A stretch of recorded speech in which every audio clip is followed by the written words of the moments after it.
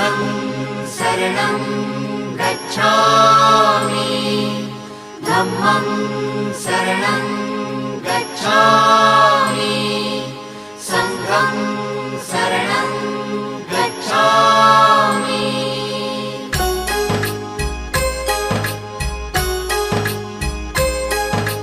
बुद्धं शरणं गच्छामि धम्मं शरणं गच्छामि संघं शरणं गच्छामि। त्याग मूर्ति तू शांत चित्त तू योग रूप संसारी